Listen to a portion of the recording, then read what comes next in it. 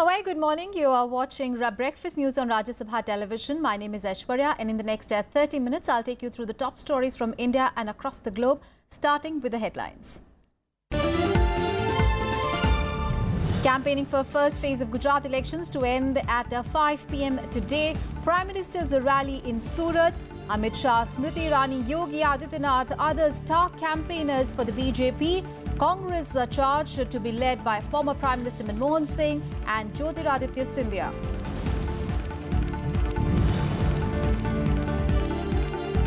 Justice delayed is justice denied, says Rajya Sabha Chairman M. Venkaiah Naidu on his decision to disqualify rebel JDU MPs Sharad Yadav and Ali Anwar. Explains disqualification of a member of legislature should be decided within 3 months to prevent political defections. National Green Tribunal directs the Delhi, Haryana and Punjab to file detailed action plan to tackle air pollution by today. Observes action plans submitted so far was a mere eyewash. US President Donald Trump recognizes Jerusalem as the capital of Israel, directs the beginning process of constructing US embassy there. Palestinian president calls it deplorable. World leaders criticize the move. United Nations Security Council to meet on Friday.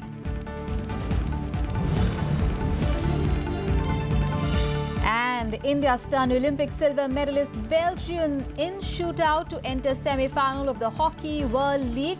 Cricket team wins a test series against Sri Lanka after last match in Delhi ends in a draw. First up, news from Gujarat, where elections are due.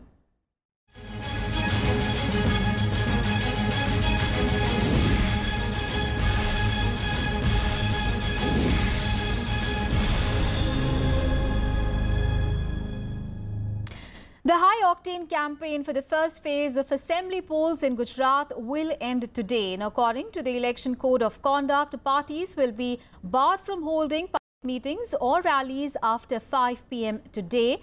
A total of 89 seats out of 182 spanning the Saurashtra, Kutch and South Gujarat regions will go to polls in the first phase. 977 candidates are in the fray in this phase, including 57 women. BJP is contesting on all the 89 seats, while Congress 87 for this phase. Prominent candidates in the fray for the Saturday battle include Chief Minister Vijay Rupani, who is contesting from Rajkot West against the Congress's Indranil Rajguru, Shakti Singh Gohil from Mandvi and Paresh Dhannani from Amreli, both from the Congress party. Voting for the first phase will be held on 9th of December, and elections in Gujarat will be held in 2 phases on 9th and 14th of December, and the counting of votes will be held on 18th of December. And on the last day of campaigning for Phase 1, political parties are leaving no stone unturned to woo the voters. Several rallies and public meetings are lined up through the day today. Prime Minister Narendra Modi will address the scheduled caste and scheduled tribe members of the BJP in the poll-bound state. He will also listen to their concerns on Cyclone Oki. The Prime Minister will connect with the 10,000 party workers on their mobile phones through the audio bridge technology and directly interact with the divisional heads of the party's SC and ST units in the state. Besides this, the Prime Minister will also address a public meeting in Surat. Prime Minister's Surat rally, remember, earlier was postponed on Wednesday in view of Cyclone Oki. Also, BJP President Amit Shah is scheduled to address 4 rallies in the state. Shah will address 2 rallies in Mahisagar district, while 1 each in Patan, and Gandhinagar. Uttar Pradesh Chief Minister Yogi Adityanath also will hold rallies in several districts of the state, including Somnath and Rajkot East. Apart from this, Union Minister Smriti Irani and many other senior BJP leaders will also address public meetings. Meanwhile, the Congress party will also continue with its campaign, while former Prime Minister Dr. Manmohan Singh will address a press conference in Rajkot. Congress leader Anand Sharma will hold a press conference in Vadodara. Randeep Surjewala also will address a press meet in Ahmedabad, and Jyotiraditya Scindia will hold a public gathering in Bharuch and Vadodara. And earlier, Prime Minister Narendra Modi accused the Congress party of linking the Ram temple issue to the Lok Sabha elections and also attacked the senior leader Kapil Sibal's arguments in the Supreme Court for deferring hearing the matter till after the 2019 polls. However, both the Congress party and the Waqf board have cleared their over the matter. Sibal said that he did not represent the Waqf board in the court. Here is a detailed report. Supreme court પર તમે બીજી વકીલની દલીલો કરો ને ભાઈ, બંધારણની કલમો ટાંકો. લોકસભાની ચૂંટણી છે માટે અને કોઈ વકફ બોર્ડ ચૂંટણી લડે છે ભાઈ? કોંગ્રેસ વાળા કહે છે આ તો કપિલ સિબ્બલનો પોતાના વિચારો છે. શું વકફ બોર્ડ ચૂંટણી લડે છે? ચૂંટણી લડવાના વિચારો વકફ બોર્ડના છે? અરે ચૂંટણી કોંગ્રેસ પાર્ટી લડે છે અને તમને લાગે છે કે સુપ્રીમ કોર્ટની અંદર રામ મંદિરનો જે કંઈ નિર્ણય થાય એના કારણે એમને રાજકીય લાભ અને ગેરલાભ આ જોવાનું કે ભારતનું ભલું થાય એ જોવાનું હોય. Prime Minister Narendra Modi commenting on Kapil Sibal's court argument that the hearing on the Ayodhya case be deferred till the 2019 Lok Sabha elections. The Prime Minister was addressing an election rally in Gujarat's Dhanduka, where he questioned the logic behind Sibal's argument, asking how the two issues are linked. Supreme કોર્ટની અંદર રામ મંદિરનો જે કંઈ નિર્ણય થાય એના કારણે એમને રાજકીય લાભ અને ગેરલાભ આ જોવાનું કે ભારતનું ભલું થાય એ જોવાનું હોય. However, the Sunni Waqf board was quick to disown Kapil Sibal's argument and said it had never asked for deferment of the case till 2019. Even the Congress party has distanced itself from Sibal's stand, stating he was there as a lawyer and not a party person. Kapil साहब तो मेरे ज़रूर वकील हैं, मगर सवाल ये है कि हमारे उनके वर्ड्स से कभी ये भी झलकता है कि वो एक किसी पार्टी के लीडर हैं. मैं वकील की हैसियत से उनको जानता हूँ, मैं पार्टी की हैसियत से नहीं जानता हूँ, लेकिन उनका कहना गलत है. मैं चाहता हूँ इस मसले को जल्द से जल्द फैसला हो जाए. बस सर, क्या आपको लगता है कि आप लोगों से बात करके उन्होंने नहीं ये बात करी? बात तो बहुत हुई थी, लेकिन ये बातें सामने नहीं आई थी. सोच के बोलना चाहिए, मेरी सलाह है उनको, क्योंकि उनके तो कैबिनेट के कुलीग्स हैं जिन्होंने पता नहीं किस किस के मुकदमे लिए हैं. मैंने अभी बताया, पत्रकार सम्मेलन में भी बताया. तो अगर उनको सिद्धांतिक रूप में आपत्ति है कि कौन वकील किसका मुकदमा लड़े, अगर वो किसी दल का हो तो दल कार्रवाई करे, तो कर लो कार्रवाई फिर अपने मंत्रियों पर. Kapil Sibal, reacting to the controversy around his court argument, said he never represented the Sunni Waqf board in the matter. कल जब हमारी पेशी हुई तो मैं सुन्नी वक्फ बोर्ड को रिप्रेजेंट नहीं कर रहा था. अच्छा होता कि हमारे प्रधानमंत्री जी पहले जानकारी करते और फिर कुछ बयान देते. दूसरी बात है कि जहां तक राम मंदिर का सवाल है, तो हमारी आस्था तो भगवान पे है. जब भगवान चाहेगा तभी राम बनेगा. On Tuesday, the Supreme Court had adjourned the hearing in the Ram Janmabhoomi Babri Masjid title dispute case to 8th of February next year. The apex court also rejected the submission of the Sunni Waqf board and others that the hearing of appeals in the case be conducted in July 2019 after the general elections. Bureau Report, Rajya Sabha TV.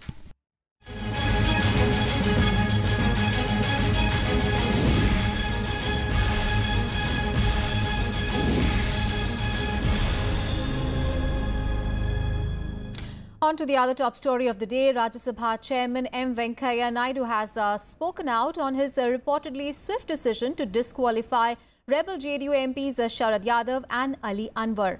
Remember, on 4th of December, Chairman Naidu had disqualified the two JDU rebels from the Rajya Sabha on a petition filed by the JDU on 2nd of September. The decision was one of the most prompt ones taken in the history of the Rajya Sabha. However, some of the left leaders questioned the motive.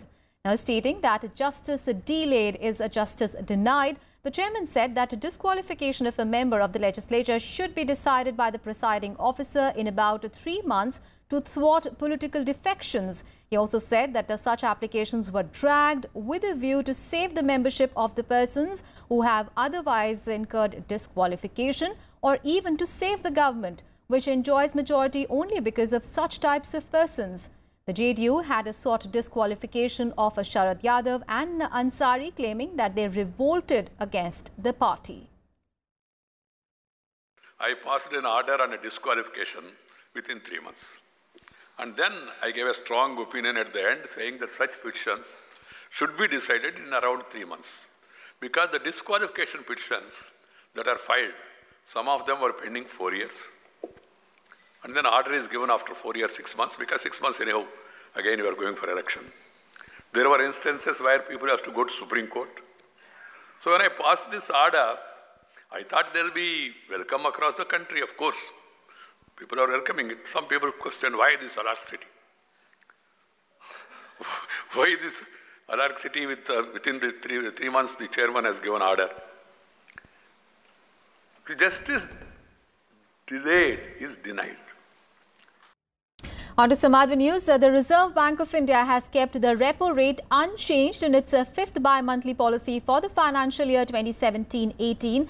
The Apex Bank raised the inflation forecast for the remainder of the current financial year to 4.3 to 4.7%.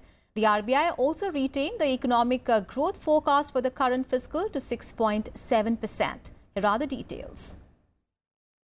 The central bank did not bring reprieve to loan borrowers as the monetary policy panel voted in favour of a status quo. The repo rate, or the rate at which RBI lends to the banks, has been retained at 6% and reverse repo rate at 5.75%. The cash reserve ratio, which is the amount of deposits banks park with RBI, is also unchanged at 4%.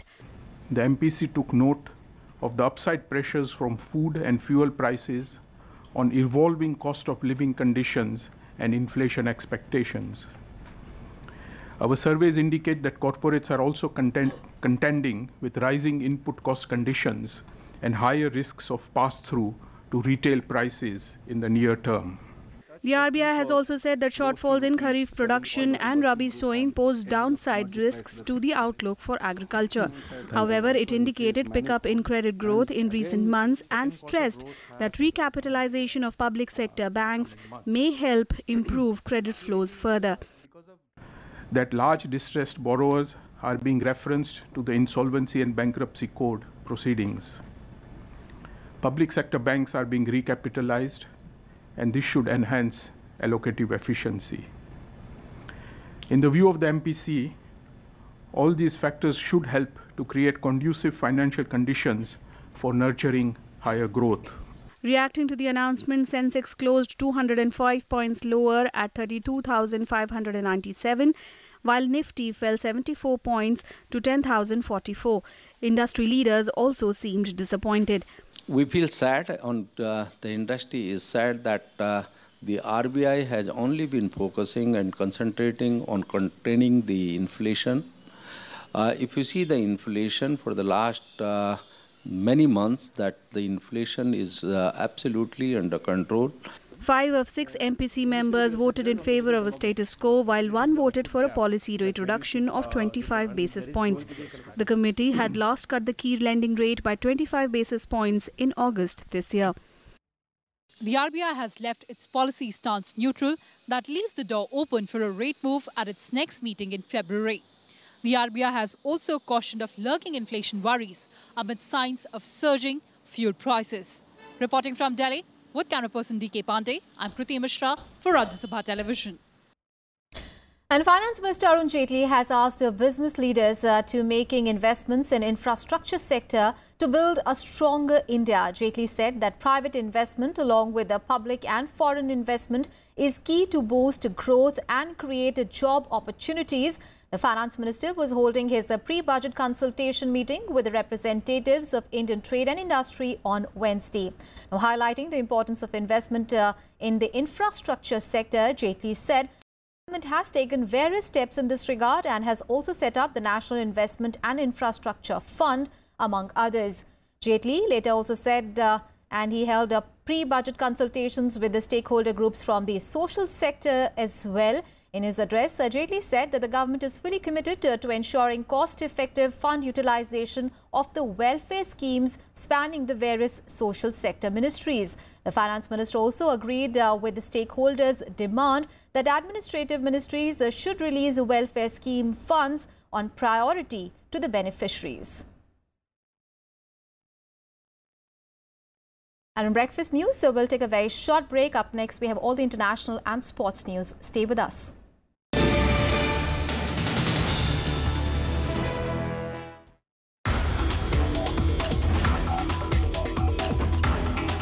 I am Dr. Vinay Gupta from Advanced Materials and Devices Division, National Physical Laboratory, New Delhi. Today we are using coal and conventional product for energy production, and these are not good for the environment. We should move towards the clean energy like silicon solar cell and other source of energy. My work is on the organic photovoltaic solar cell, and tomorrow you may see actually your clothes are entirely made up of the organic photovoltaic, very colorful, and it will produce the energy for you for your charging and other applications.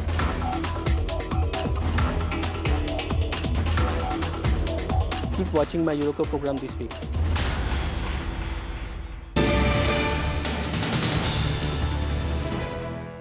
Welcome back after the break. Now, the National Green Tribunal on Wednesday directed the Delhi, Haryana and Punjab governments to file a detailed action plan by today to tackle air pollution. The bench said that action plans submitted by the states earlier were merely an eyewash. The tribunal observed that air pollution was never at the normal level in Delhi and NCR. It has also asked the AAP government to file a detailed report, including the details of exemptions given in the vehicle rationing plan. Earlier, the Delhi government had filed its action plan to combat pollution before the Green Panel. The government in its action plan recommended a list of measures to check pollution, including a complete halt on construction activities, entry of trucks and the implementation of odd-even plan, among other steps. The NGT had on 4th of December criticized the AAP government for not filing a comprehensive action plan on ways to deal with severe air pollution in the city. Meeting were placed before the court, and court was not happy with the minutes of meeting prepared by the secretary, and court further directed NTPC and all the state governments, Punjab, Haryana, UP, Rajasthan and central government to come up with the better plans and to come up with something conclusive, which Honorable Court can consider and pass certain direction. And in related news, a UNICEF report on Tuesday said that more than 12 million babies in South Asia, including India, under the age of 1 are breathing toxic air, putting their brain development at risk. The report comes at a time when Delhi and North Indian states are struggling with severe air pollution crisis. Over 4 million are at risk in East Asia and the Pacific. The UNICEF report said that breathing particulate air pollution could damage brain tissue and undermine cognitive development. The report also shows that air pollution, like inadequate nutrition and stimulation and exposure to violence during critical first 1,000 days of life, can impact children's early childhood development by affecting their growing brains. On to some other news, tremors were felt in several parts of North India as a medium-intensity earthquake measuring 5.5 on the Richter scale hit Uttarakhand's Rudraprayag. Now, according to the IMD's National Seismological Center, the quake occurred at 8:49 p.m. on Wednesday. The epicenter of the earthquake was at a depth of 30 kilometers. There were no reports of any loss of life or property. However, people in several districts of Uttarakhand ran out of their homes in panic. Tremors were also felt in Delhi, Haryana, Chandigarh and parts of Punjab. Uttarakhand, a part of the Himalayan region, falls under a high seismic zone.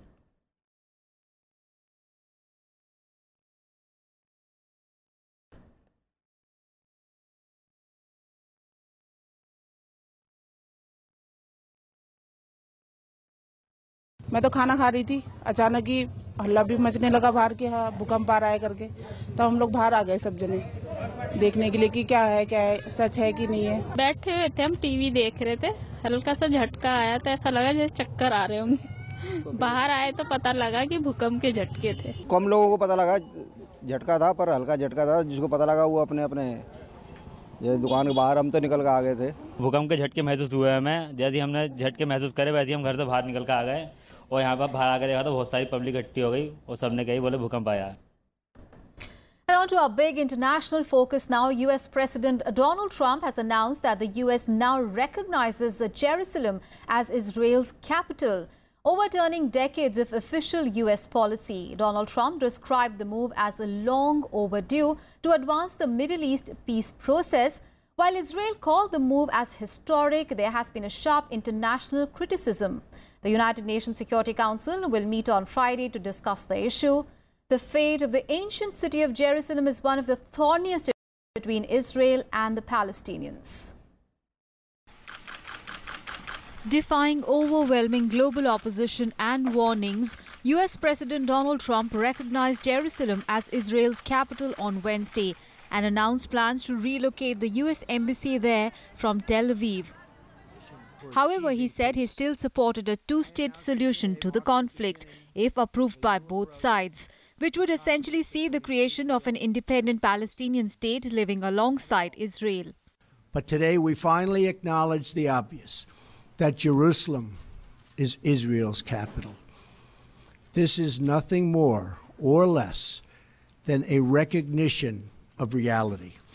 It is also the right thing to do. Trump argued that delaying the recognition and the embassy move had not brought peace any closer. Trump stressed that he was not stipulating how much of Jerusalem should be considered Israel's capital, not ruling out a future division of the city. Palestinians see East Jerusalem as capital of their own future state. We are not taking a position of any final status issues, including the specific boundaries of the Israeli sovereignty in Jerusalem or the resolution of contested borders. Those questions are up to the parties involved. While Israeli Prime Minister Benjamin Netanyahu described the announcement as an important step towards peace, seizing the opportunity to call on other nations to join the US in recognizing Jerusalem as Israel's capital, Palestinian President Mahmoud Abbas called the decision deplorable, adding it will aid extremist organizations to wage wars. We're profoundly grateful for the President for his courageous and just decision to recognize Jerusalem as the capital of Israel and to prepare for the opening of the U.S. Embassy here. This decision reflects the President's commitment to an ancient but enduring truth, to fulfilling his promises, and to advancing peace. إن هذه الإجراءات المستنكرة والمرفوضة تشكل تقويضا متعمدا لجميع الجهود المبذولة من أجل تحقيق السلام وتمثل إعلانا بانسحاب الولايات المتحدة. The announcement provoked condemnation from US allies and a furious reaction from the Muslim world. Turkey, Jordan, Egypt and Lebanon criticized it. Demonstrations were also seen outside US consulates in Ankara and Istanbul. British Prime Minister Theresa May said that the decision was unhelpful for peace prospects. French President Emmanuel Macron and German Chancellor Angela Merkel also condemned the move. 8 of the 15 members of the United Nations Security Council also called for the body to hold an urgent meeting on the US's move. Jerusalem is a final status issue that must be resolved through direct negotiations between the two parties on the basis of the relevant Security Council and General Assembly resolutions, taking into account the legitimate concerns of both the Palestinian and the Israeli sides. Trump's decision upends 7 decades of US foreign policy that has resisted a recognition of Jerusalem as Israel's capital before the Israeli-Palestinian conflict is resolved. While Trump says the move was the fulfillment of another campaign promise, the decision could hinder peace process and increase security risks in a region that is already on the edge. Bureau Report, Rajya Sabha TV. Let's get you some more international news. Here is the World Wrap.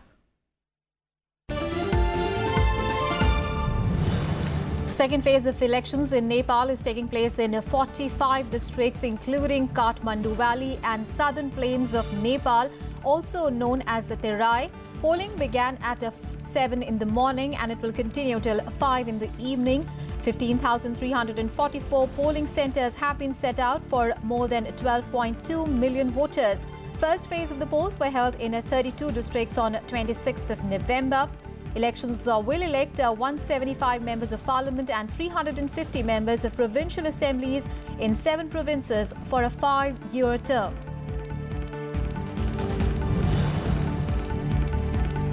Russian President Vladimir Putin will seek another term in next year's elections. He made the announcement in a speech to workers at a car factory in the Volga city.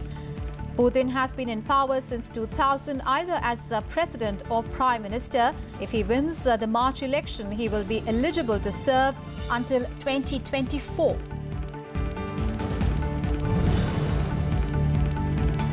Deposed Catalan leader Carles Puigdemont has said that he will stay in Belgium for now. This despite Spain dropping European arrest warrants against him and 4 former ministers as well. Puigdemont accused Spain of backtracking on its warrants, which are on charges of sedition and rebellion over Catalonia's illegal independence referendum, only because it was scared of a world opinion. He said that if his party wins elections in Catalonia on 21st of December, then we should return. And homes are being consumed by large fires spreading across the southern California countryside in the United States. Firefighters are tackling the blaze as residents flee the affected areas as attempts at controlling the spread of the fire remain unsuccessful. Videos uploaded on social media show that commuters are driving along the freeway while the fires burned around them.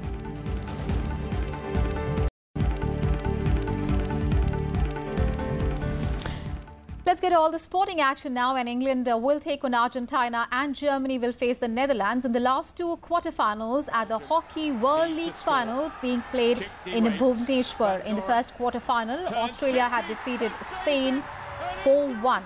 Now, India entered the semi-final with a thrilling 3-2 shootout victory over Belgium on Wednesday. The scores were tied 3-all at the regulation time. India scored through Gurjant Singh as well as Harmanpreet Singh and Rupinder Pal Singh. India, that had an inconsistent run in the pool stages of the tournament, finished bottom of Pool B with 1 point from their 3 matches. Belgium, on the other hand, were in prime form, topping Pool A with 9 points. They are also the silver Olympic medalists.